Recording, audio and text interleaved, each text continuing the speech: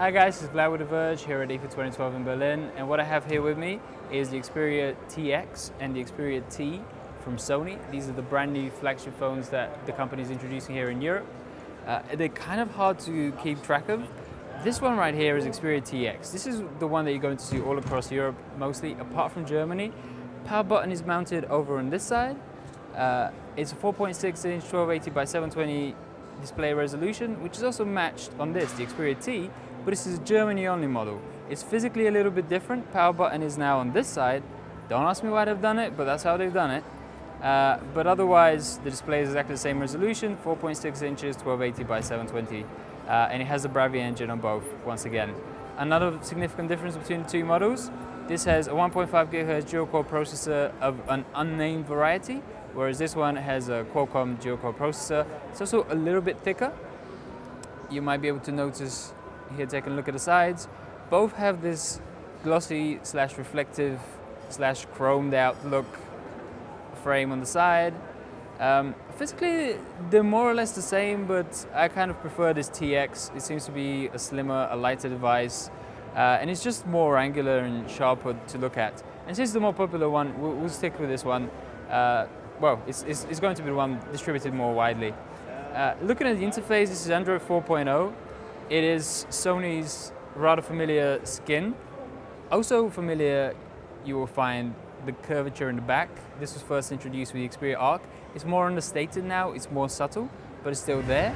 And turning it around to the back, it's got a soft touch plastic cover. I find this a massive upgrade over the Xperia Arc, which had a really glossy and really plasticky feeling one. This is a much higher quality feeling cover. You'll notice that there's an NFC label just underneath the LED flash, and there's also a 13 megapixel autofocus camera. Down at the bottom, there's a loudspeaker. So just looking at Sony's tweaks again, I've always been quite a big fan of Sony's UI changes. However, I'm not really sure that this is necessary now that we have Ice Cream Sandwich, and as I say, this is running Android 4.0. Everything, including the multitasking menu, has been kind of changed in ways that are just change for change's sake, in my opinion. It functions just like the Android version, but why they need to be done in this fashion, I don't really know.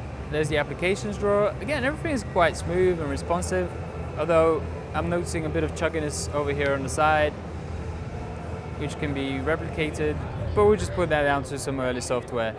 It's a good looking phone, it's an attractive phone, 4.6 inches. If you want a smaller one, Sony's also introducing the 4.3 inch Xperia V. The underling to the 4.6 inch Xperia T, with its battery running low, also comes in a fetching pink shade, but there's also white versions and black versions of both of these phones, which will be both joined by the Xperia J, which is the 4-inch variety, lower processor, lower spec for cameras and all of that stuff on the Xperia J, so it's clearly an entry-level model. But all three are coming out in approximately 2 weeks. They're being introduced here at IFA Berlin at the beginning of September, so we can expect them in Europe middle of September.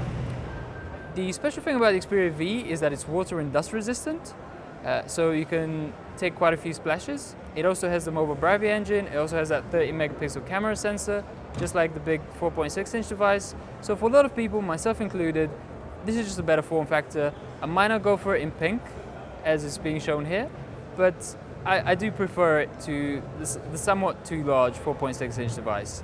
So that's a quick first look at Sony's brand new range of Xperia phones coming out in the middle of September.